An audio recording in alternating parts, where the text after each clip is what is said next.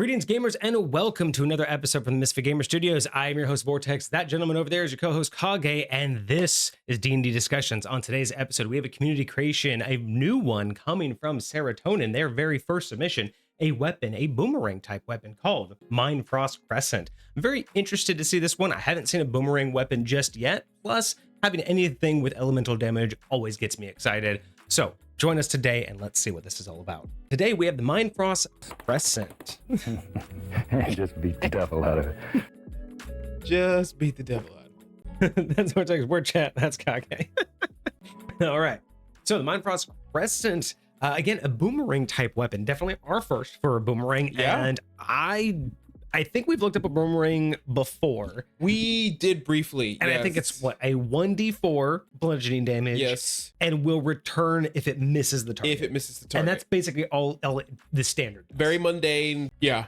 All right. It doesn't look like we have any description or lore behind it, so I always wanting that, but that's okay. Don't need it because we can create our own. Very true. So we have properties. This is a melee type weapon. So a melee type weapon, the rarity is rare, and properties are thrown, finesse, and returning. The range is 30-90.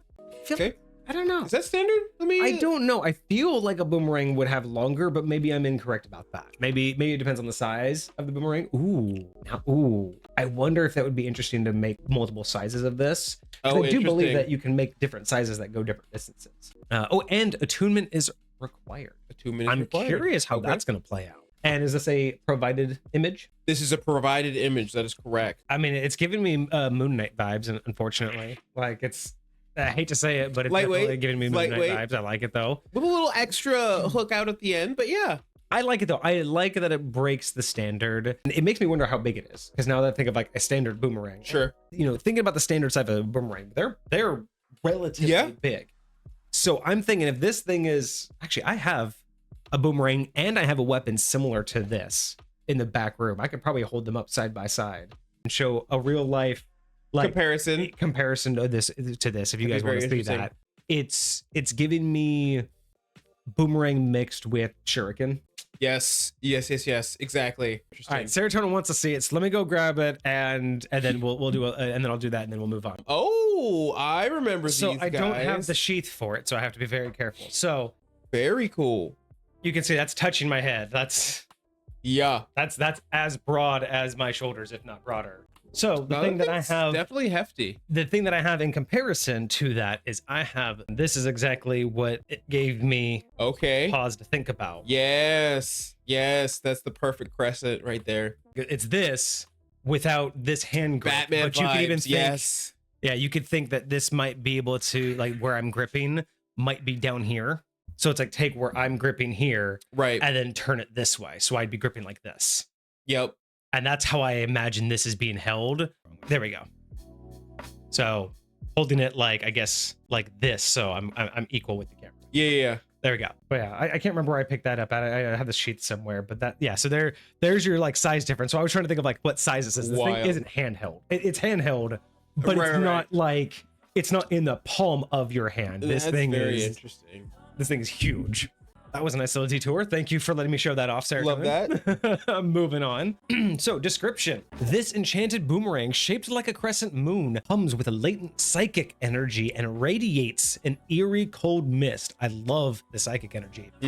Forged with an unknown silvery blue alloy. Its edge shimmers with frost, while its core pulses faintly with psionic energy. That's clean. Okay, so now I'm getting the attunement reason. I love when attunement has to do with psionics. I love anything psionics, you know me. Of course. Abilities. This weapon has 6 charges and regains 3 charges at the end of a long rest. Okay. Seems to have 2 abilities. Frozen Rebound. When you make a ranged attack with this weapon, you can choose to impose a psychic feint, causing the weapon to intentionally miss its target. Instead of striking immediately, the boomerang veers wide and returns unexpectedly, passing through the enemy from behind. This attack deals 1d8 bludgeoning damage, ignoring resistance to cold damage due to the sudden shock of impact. Interesting. Okay. So by doing this, when you make a ranged attack, you can choose to miss intentionally and therefore give yourself a guaranteed hit later at 1d8 with cold no resistance. Is Is that what it is? Is it a guaranteed hit? So I'm gonna read it again, but that's how I take it. So it says, when you make a ranged attack with this weapon, you can choose to impose the psychic feint, causing the weapon to intentionally miss. So I don't know if that's intended to imply or read that on hit, you can choose to make it miss, or just that I'm attacking, but instead of rolling my attack this turn, I'm giving it up to guarantee a hit later, which I'm not opposed to. I just don't know. So Saratonin, please verify that little bit of detail for us. And does it take charges to do this thing? Is that what it's saying? It does not specifically state there's any charges dealt right yet. Okay. So it's before a planned attack. So I read that as it's a guaranteed hit. You're foregoing attacking this round to guarantee the hit later. Interesting. That's how I read Okay. that. So one thing I would like to know about this right up here. Okay, so we are on track. Serotonin confirms. What I would have liked to know up here, Serotonin, if this is going to go away from the standard base damage for a boomerang, I would like to see that up here as like in the properties. Okay. This base, because base damage is 1d4. And the only reason why I say that is if this is intended to do the 1d8 normally, okay, fine. The ability is giving me a free hit. But if it's not, this means that it's not only giving me a free hit, but it's potentially doubling my damage, which again, I'm okay with. I just want to make sure we understand what's the intent here, because so far I don't know if this is meant to do the standard damage or not. Okay, so I'm looking at the original submission just to make sure I didn't write this incorrectly, and I don't see anything specific. And that's just why when we think about repurposing these, it's obviously magical, but because we don't give it a magical property, we're not giving it magical damage just yet as a base. I don't know if I'm supposed to read this as it does standard when I'm not using this ability, it's just going to do a 1d4. Right. But if I choose to miss, it essentially builds up the extra d4 of damage. I want to make sure in this first ability it says 1d8 bludgeoning damage, does not say 1d8 cold damage. No, but it does say it ignores resistance to cold. I also was going to mention the bludgeoning because it's a bladed weapon. I'm wondering, should that have been slashing? Interesting. Yes, I would agree with that, especially with what you could do with this. So I think we have so as far as we know, Frozen Rebound does not take a charge unless unless all of these are intended to. Serotonin, can you confirm that first? It would make sense that they're intended to. And yeah, Eric stays right on par with that. So we're gonna go. I have a couple questions, so let's go one by one so Serotonin can keep up with us. So first and foremost, question number one, are these implied that they all take a charge? Does Frozen Rebound cost a charge? It would make perfect sense if it does, because we know that we get up to 6 a day. Sure. I would totally get that. Basically, you use a charge to get a free hit. That's kind of gangster. Yeah. Yep. It uses. Okay. So these are all implied to use the charges. We're good so far. So my next question, did you intend for this weapon to be a standard 1d4 as a normal boomerang, and this is doing 1d8 as the benefit, or does this weapon do 1d8 period? And the ability just delays it. Got you. We need to figure that part out, because that will lead into our other questions about d4 base damage. Okay, cool. Okay. So it is just a regular boomerang otherwise. So then the last question so far about this particular ability is, you say 1d8 bludgeoning damage, ignoring cold resistance. So my assumption, or at least how normal D&D would write this, so Serotonin, let me know if I'm on the right track here, is this to imply that the first d4, the first 4 are regular, and then it's a d4 of cold damage, and it was written as 1d8? Because that's usually what you see, is it will do its normal damage, but then it will also do its elemental damage. Interesting. And so if it's normal 1d4, is the Frozen Rebound the 1d4 plus a 1d4 cold that ignores resistance? Or is this all just 1d8 and is it cold damage? So it looks like Serotonin wants to kind of, is okay with the first 4 being bludgeoning. So the only then suggestion I would just say is just rewrite this with this attack deals 1d4 bludgeoning damage and 1d4 cold damage that overcomes resistance. Okay. And I would be okay with saying this does 1d4 bludgeoning and counts as magical damage, and 1d4 cold damage that overcomes resistance, because it is a magical weapon. Sure. So I would be okay with that. Just you and you're using a charge to overcome resistance. Exactly. So I'm okay just splitting this out 2d4. Bludgeoning overcomes magical resistance, and cold overcomes cold resistance, which again only activates when you're using this ability, not normally for it. So I think that would be cool. And I'm okay with this as is. We just wanted to clarify those things. Sure, 100%. So I have one more question to clarify how this works. Do you have any more? We'll see. I think I'm on the same page right now. So my final question comes down to when you say, instead of striking immediately, the boomerang veers wide and returns unexpectedly, passing through the enemy from behind. So I'm okay. We're not rolling for it because it's an auto hit. You're burning an ability for it to basically catch them off guard. Sure. When is the unexpected? Are you putting this on the DM? And if so, just put in parentheses DM choice. Or what I would do, roll a d4. Unexpectedly, as in within the 1d4 rounds. Let me ask you this. What is because if it's 1d4 rounds, then that's potentially 2 to 3 rounds you don't have your weapon. That's my point. I'm just using it as an example. Sure. But it says it returns unexpectedly. So I don't think that this should just be a thing that you do and it's like, oh, I hit you, I didn't hit you, but I hit you in the same turn. I think it needs to at least be the next turn, because the whole point is they think it missed and take their mind off. I'll say I totally agree with what you're saying. And I think the best way to articulate that is going to be the fact that it's an auto hit is it being unexpected. But to your point, I think doing something that either the start or the end of that character's turn is when they take the damage. I like the end of their next turn. So whether it's next or the, so you're not gone. Because remember, if it hits, you're going to lose your weapon anyway. Then the weapon never comes back unless you miss. So no matter what, it does drop to the enemy. Let me actually check, because if this is meant to be like a recall, returning, like the spell effect returning that you get from like, it'll come back no matter what. Okay, cool. And I think that's the intent. I think that is the intent. So Saratonin says next turn or turn after at most. If I'm guaranteeing myself, like if it were supposed to be in the same attack, if I were like in this round, I'm doing my attack action, but I'm using this activated ability to miss you. If it was going to hit you that turn anyway, like that round before my turn's over, then I would say it should give you advantage on your attack. That's what I was initially thinking when I was thinking if it's a guaranteed hit, it cannot be on your same turn, because it doesn't make sense in my mind that you're just able to activate this and get a guaranteed hit. To me, the narrative has to make sense. And at least, like you said, whether it's the end of their next turn. So that way it makes the most sense. That's the shortest amount of time you can give. That makes the most sense because that gives them action time, meaning they did something, meaning they weren't paying attention. So I have an interesting question about this, because it specifically says unexpectedly. Monks have an ability to catch a ranged weapon and throw it back at their target. Deflect missile? Yes, deflect missiles. Would you be able, because they use their reaction to do so. So no matter when you trigger this, theoretically, if they have a reaction and it's a ranged, but again, it's not an attack, it's an auto hit. But that is true, it is. But the monk ability says when you would take damage from a ranged attack, and this is going to do damage to you, you basically get to catch it and reduce that damage. And if you reduce that damage to 0, then you can throw it back at them. That's how the ability reads. Yeah. So it's like, this one, that's a very good question. I feel like 5th edition would be okay with it, with deflect missile working. I feel like it would be absolutely fine for a DM to narrate that out and say, no, this is a special ability. You shouldn't be able to do that. But I could totally see rules as written being fine. Yeah. Because it is still a reaction, even though it's unexpected.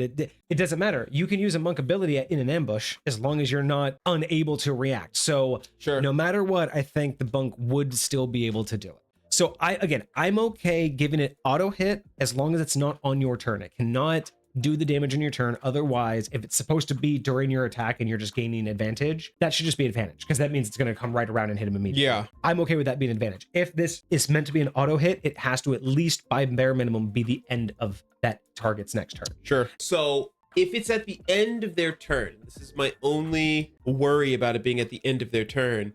What happens if they move on their turn? Doesn't matter. I think magically that's the idea. Kind of hones in on them. I think that's the activation part. Does it matter how, like, if they dimension door 500 feet away? Well, like, is it within reason? Within like the current battlefield? I would call it within reason. I would say within its maximum range. Okay, that's fair. Just to put a number on it, like just being able to say like, hey, if they move within 90 feet of their original position, it'll still hit them. No matter I'd even okay with 30, just because you're saying it's arcing back around, so it can't go further than it was already thrown, and it's coming back to the general area. Sure. So I mean, and most things wouldn't move outside of 30 feet, right? And if they do, they're running away. You know what I mean? Sure. I would even be okay with its smaller range of, as long as it's still within 30 feet of its original position, it'll get hit. I'm okay saying that. I think that's totally fine. Okay. I do agree there should be a limit on it. I would not be upset if Saratonin wanted to do 90. feet because again, it's magical and it could loft and can do its own thing. I would just say that because that is the max range of the and thing. that's what I would not be upset with it. I think for me, I'd be more comfortable with 30 feet from its original position. Fair enough. Because at least then that. you can, most DMs I think would be like, okay, I could justify that in my head. And Saratonin agrees, 30 it is. So let's reread this as Saratonin has approved for how we're gonna go about this. Sure. So the weapon has 6 charges. You gain 3 at the end of a long rest. Each ability takes at least 1 charge. Frozen Rebound. When you make a ranged attack with this weapon, you can choose to impose Psychic Feint, causing this weapon to intentionally miss its target. Instead of striking immediately, the boomerang veers wide and returns at the end of the target's next turn. Got you. Passing through the enemy's defenses. Passing through or bypassing the enemy's defenses. Got you. That way we're succinctly saying all in one sentence what's happening, what's the visual, and what's the intended outcome. And if it doesn't like verbalize it, I would specifically say, because when I first read this, I did not think it was an auto hit. So maybe it would say, instead of rolling, the boomerang veers wide and returns at the end of the target's next turn, automatically hitting, bypassing their defenses. Got you. That would be the way that you could say that. Okay. This attack deals 1d4 at bludgeoning damage. I would also consider changing that to slashing, it depending upon Saratonin's view of this. Is it meant to be slashing or bludgeoning? But I would say this attack deals 1d4 slashing or bludgeoning damage and 1d4 cold damage, ignoring resistance. So that would just be the rewrite. So even just a couple words, it's really just rewording how it bypasses them when it hits them, changing that it just bypasses their defenses and it's an auto hit, just a few verbiage there, and then just splitting out the D8 into 2d4s, and I think that sounds great. Dude, that's perfect. Yeah. Hecate says, one last question. Would this hit if a creature goes invisible during their turn? And ooh. So let's say I throw it, I intentionally miss you, but then it's your turn and you go invisible. Should it still hit them? So again, I think to your point, if they move and it still hits them, then if they go invisible, it should still hit them. I think I'm okay with that. My ruling would be you had to have eyes on your target. You can't just throw this and say, hit that invisible person and expect it to work. You had to have eyes on them. But if the target, that's what I'm saying. It's situational. It's like, I saw you, I rolled, I knew where you're at. Yeah, it's gonna hit you. It's like you marked them. It's like, yeah, no, I'm okay 100% saying that yes, you hit invisible people. And otherwise, that's a great ability. No notes other than a very cool improving ability. Language, but I don't think we changed anything. I think we just improved the concept. Just knowing what it is when you mean when you say what you say. Yeah, that's perfect. Yeah, this is not your main weapon for the rest of the campaign, but I easily see you never dropping this. I would say I wouldn't be mad at like 2 or 3d4 cold damage. 2d4 because you have 6 charges, and depending on what the other one does. What I would say, you know what, you've already said it. What I would say is this attack deals 1d4 bludgeoning or piercing base damage and 1d4 cold damage for every charge used. That would be cool. There's your improvement, Saratonin. That would be cool. There is your improvement, Saratonin. I'm going to suggest it should just say 1d4 bludgeoning damage and 1d4 cold damage ignoring resistance for every charge spent. So if I want to spend 1, I'm only going to do a 1 extra d4. But if I blow all 6 charges, I am doing 6 d4 cold damage. Yeah. I don't know why that isn't a problem. Like why that couldn't be, a thing. I love that. But otherwise, no notes, just better verbiage, and cool. It rocks.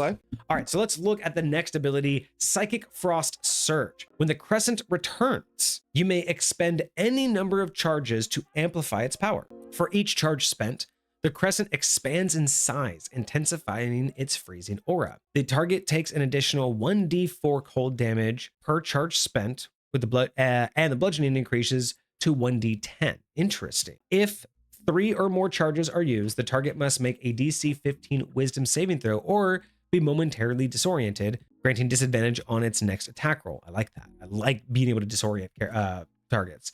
Once attuned, the weapon subtly whispers to its wielder, hinting at unseen angles and the perfect moment to strike. That's kind of cool, like giving the DM a little bit opportunity. So that's interesting. I don't necessarily mind it. Like the extra bludgeoning damage I obviously like being able to do the extra cold damage, which we already basically just said. So I know that we're on board with that. But I think I'd rather hit more targets than just do increasingly more damage. For something like a boomerang, in my mind, I would prefer that. I think it would be nice to just be able to bump the damage for one target minorly or hit more than just do this massive increase. But I'm curious what you think. So I'm curious what the benefit of the increased size is going to be. I think that's the explanation of why it does more bludgeoning damage. Because when we talk about, and I totally get that, but like, see, my mindset would, I would just like increase the like freezing aura, like they said, and just be like, hey, there's like a thicker layer of ice around it. Maybe you have to make a Constitution saving throw or whatever because you're holding on to basically like a block of ice now, or whatever the case may be. But the reason why I ask is because a lot of the times, you know, if you're a small creature, which you theoretically can be as a player character, like holding large weapons has potential downsides. I like the idea. It feels very similar to what we suggested, being able to just stack things on it, except this only occurs, I believe, when it returns to you. So this is only on return. Saratonin says that maybe the size could imply an AoE. So instead of my idea where it bounces from target to target, maybe on its return, any person, like for every one, it adds a space to the left or right. So if I pump like 2 charges into it, it adds a space to your left. If I pump 4 charges into it, it adds space to your right. Like it adds, so it just gets bigger. So anyone adjacent to you, the more I pump into it, the more people that are adjacent to you, the more people it strikes through before it comes back to me. So there's that option of the bigger you make it, not only the more damage it does, but the more people it will hit. Those would have to be adjacent enemies.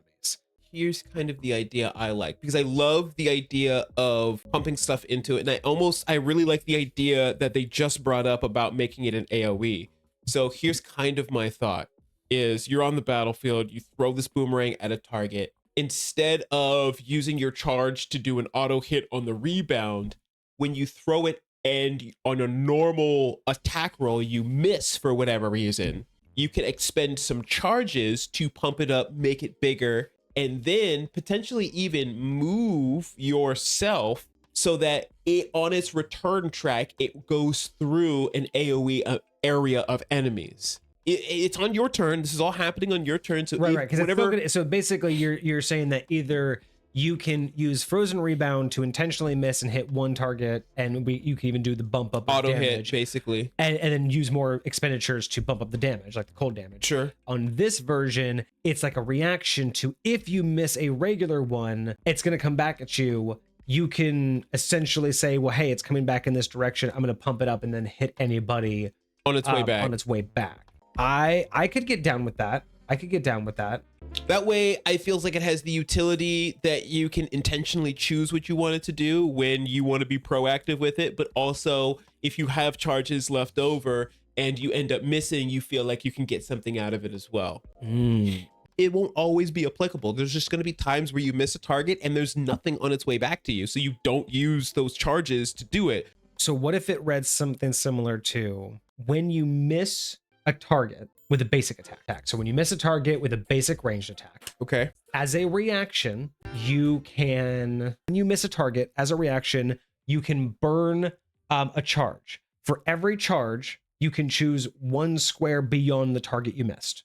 Okay. So, and that's any direction. So any direction, and then you can say from that square to you, any other creature in that line will get hit with this AoE damage, with the extra AoE damage. So if I throw it at you and you're 30 feet away and I miss you, I can burn 3 charges and put it 15 feet to your left because there's 2 enemies right here. Sure. And now I can say, fine, those 2 enemies take that frost damage instead because I call it back to me and I chose that this is the line. But if I have to really maneuver it, maybe I get to, move it. If I burn all 6 charges, that's 30 feet. I get to move it in any direction to guarantee I lined up.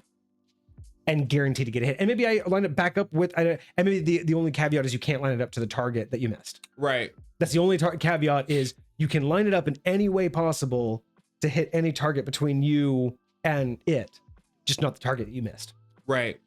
Could that work? Or is that too much for 5th edition to articulate? I feel like it would be hard. I feel like they would want to make it more simple, like either from when you use this reaction, you can move up to half your speed and then it's from the target's location on your way back. So how about this? When you miss a target with a regular ranged attack, as a reaction, you can spend a charge to activate this ability. When activated, choose a square within 30 feet of your missed target.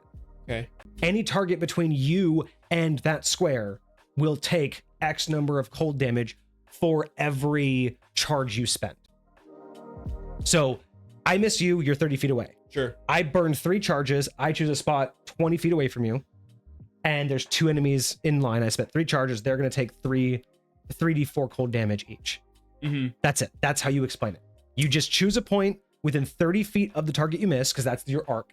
I would make that range a little bit smaller because it still has to travel back to you. So maybe like 15 feet? 15 to 10 feet. Because I'm just thinking, like, if it misses you and then has to go this way, right? It's going to go in a big arc, but then eventually it has to come straight back to me. So I was kind of giving it like this option of big arc and then straight back. Yeah. So I don't know. Serotonin, how are you feeling about this idea as just another different option? So Serotonin was really into your idea about just being able to activate it after you miss. And I think that's where we want to stand, right? Okay. Is activate it after you miss as a reaction.